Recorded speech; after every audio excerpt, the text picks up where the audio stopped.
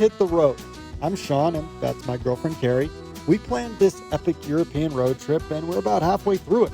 And we haven't driven each other crazy yet, so that's a win. Yes, this is true. It started with a romantic couple nights in San Sebastian, Spain. We've been in France almost an hour. We haven't had wine yet. Then off to a memorable stay in Biarritz, France, in an old French palace. Really, holy wow. All of that is going to be hard to top, but it's time to get back behind the wheel and explore. We're heading a few hours north of French wine country. We've all driven a few hours just to do something like that, or at least thought about it, right? So the color changed completely.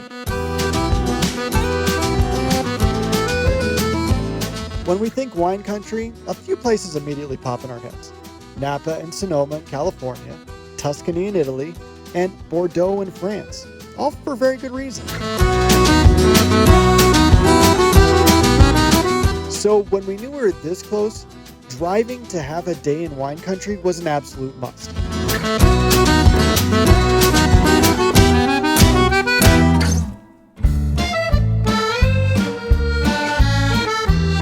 Leaving Biarritz. I know, I'm sad. It was so nice here. But where are we going next? Bordeaux for wine tasting. Gotta love that. Gonna be some fun. Yep. Just gotta get out of traffic and find our way out of Biarritz first. A few hours on the road, through a little rain. I see blue sky. Look at the blue sky. We have blue sky ahead. After dealing with rain all morning, we have blue sky ahead. You know what happens on a road trip is people sing. Well, I won't ruin your eardrums with that, but a little dancing and cruising right by this very organized traffic jam. Seriously, why can't it be like this at home? We finally make it to Bordeaux. I thought it was down this way. Now to find where to meet our wine tasting. What's it called? It was 2792 Place de Quinones. So there's like 5 different wine regions in Bordeaux with thousands of wine chateaus. It can be tough to pick which you want to check out. But if you have a few days, see as many as possible. For us, on our one-day wine adventure, we chose the popular Saint-Emilion.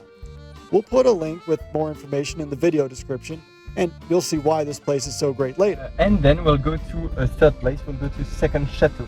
We hop in the van to meet the rest of our group and guide Teo.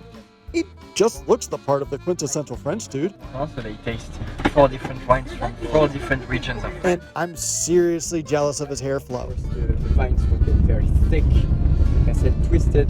They add yeast to be sure that the wine starts the fermentation. So if you talk about famous wines like Bordeaux, Lafite, cut it, trim it. Dude knows his stuff. So on the right, I can tell you that this plot was like 25, 30 years old. It is beautiful out there.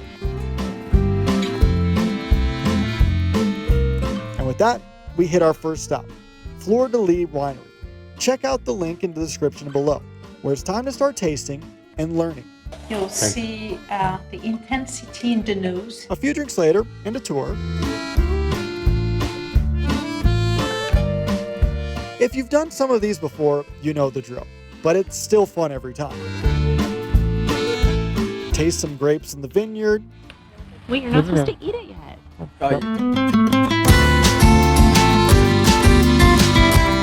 Then on to the old village of Saint-Emilion, the historic reason we chose this region. Market where the wine, the selling of the stones, the limestone, you'll see that everything is in limestone. Such a beautiful place, lined with cobblestone streets.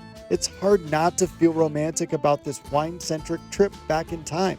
Like a giant bottle of wine. A UNESCO heritage site with thousands of years of history in this quaint medieval village.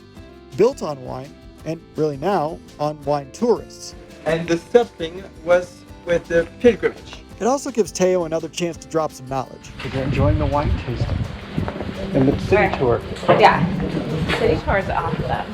And we have to check out the main church, which always feels like a necessity in a European town. Then onward to our next winery, Chateau Baladoz. Am I wrong in thinking each one of these spots is out of a storybook? It's just so peaceful. The only noise around is the winemaking. So we just mosey our way through the operation and back to the tasting room, which means more wine, some cheese and bread, and of course, more wine. So quiet. What a day. And to finish it off, it seems only appropriate to stay in a chateau in the middle of another wine region. It's pretty awesome. We got upgraded. Sean was gonna let us sleep in twin beds, but I politely asked the man, For an upgrade.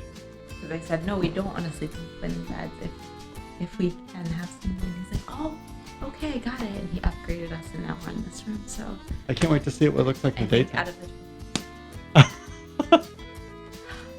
But we looking don't. for something to travel with.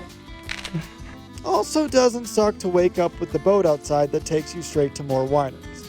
If this trip seems like the kind of road trip you'd like to take, we've put lots of links below so you can see what we saw and experience what we experienced.